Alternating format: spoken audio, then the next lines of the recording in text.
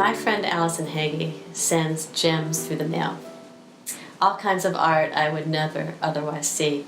Stories and poems and images that elevate my trust in this world and our capacity as humans mired in bitterness and doubt to finally transcend ourselves. Allison happens to know of my great passion for Per Peterson, and if you haven't read Out Stealing Horses, you really have to read Out Stealing Horses, one of Peterson's first earlier books. Not long ago, she sent me Ashes in the Mouth, Sand in My Shoes, a story collection Peterson wrote early in his career. A young boy named Arvid, who lives just outside Oslo, stands at the heart of these linked interludes. Peterson rushes and hushes us into his world with language that splits seams. Arvid's too young to understand and filter at first his world. We watch him want, concede, defy, question, and finally grow from childhood into manhood through an act of singular compassion. Arvid's childhood is a most remarkable transformation built of most ordinary moments. It's an astonishing trick in a very tiny book. It's a masterclass in writing from a child's perspective. It's a book for adults, but really, in the same way that James Joyce, A Portrait of the Artist as a Young Man, is for adults, meaning it's for everyone.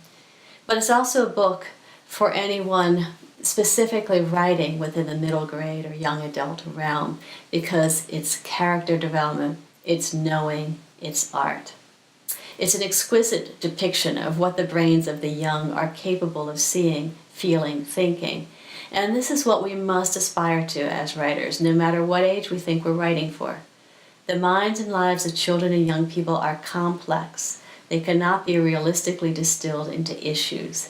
They don't organize neatly around obvious plots. They are hardly nuance-free one-liners. I'm going to quote to you one passage of many. Arvid here is speaking of his mother, or thinking of his mother. She looked the way she always had for as far back as he could remember. And she still did right until the day he happened to see a photograph of her from before he was born. And the difference floored him. He tried to work out what could have happened to her, and then he realized it was time that had happened, and it was happening to him too, every second of the day. He held his hands to his face as if to keep his skin in place, and for many nights he lay clutching his body, feeling time sweeping through it like little explosions. The palms of his hands were quivering, and he tried to resist time and hold it back, but nothing helped, and with every pop he felt himself getting older. He cried and said to his mother, "I don't want to get older. I want to stay like I am now, 6.5. That's enough, isn't it?" But she smiled sadly and said, "To every age its charm." And time withdrew to the large clock on the wall in the living room and went round alone and there like a tiger in a cage, he thought, just waiting. And Mum became Mum again, almost like before. How many times have those of us who write for the young at heart been accosted by the naysayer? "Let me know when you start to write real books again," a lawyer chuckled in my direction at a cocktail party. "Why should I read your books?" more than one friend has said in one way or another. "I'm into more sophisticated things." We can't always defend against unkindness or snobbery, but we can keep writing our best books. We can keep celebrating the best books, and we can remember that the heroes and heroines of books written for the young at heart are teens or slightly younger than teens, and what really could be more complex than that? If Peterson's young Arvid, who is not even an adolescent, is credibly having these profound thoughts about the terrifying encroachments of time, then why shouldn't actual adolescents be rendered as the complicated machinery they actually are? Why make it easy when it's not? Why use characters as mere placeholders in a too familiar plot or a made-for-promo theme? Why not get tangled up inside the minds of those we write? We were them once. We know how it was.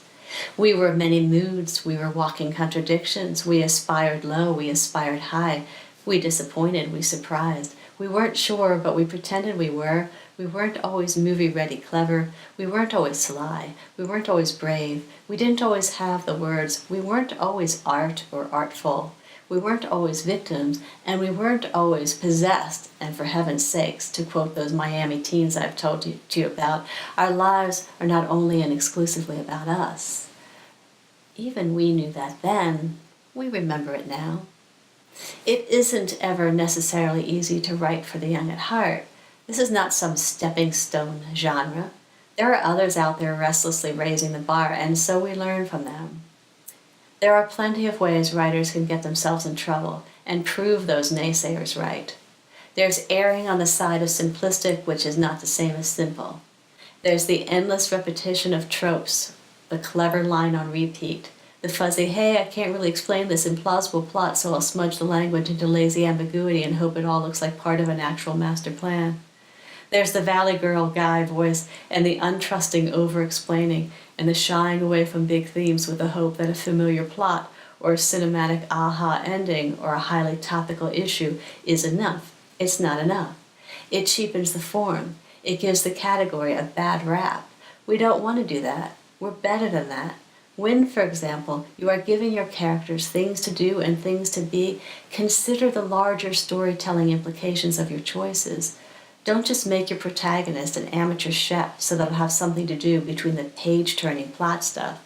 Don't have your character out collecting seashells merely to get them out on the beach while you figure out the larger story. Don't attach false hobbies to characters or merely decorative tics. Don't dress your girl up in 60s garb unless your girl, for some real and reasoned reason, is attached to or influenced by or helpless in the face of that decade. And if she is any of those things, we're going to need to know why. Figuring out why your characters are choosing one thing over another is half the fun of writing. Conveying that to your readers without resorting to explanation is the better part of the challenge. You start with a vision when you're writing. Your vision becomes an idea or the sound of someone talking. One thing leads you to another. You have to allow yourself to be drawn deeply in, to see in what might at first seem like mere attachments to character, actual character. Why, for example, did I make Nadia, the heroine of my novel One Thing Stolen, obsessed with birds? Why did I turn her into a thief who steals from the shops of Florence so that she might build secretly these gorgeous and odd nests? Why not give Nadia some other kind of obsession? Because in this case, there could have only been one obsession. Nadia is losing her mind to a neurological disease, and she's losing her sense of self. She's obsessed with nests because nests are homes, and because she's terrified of losing her center.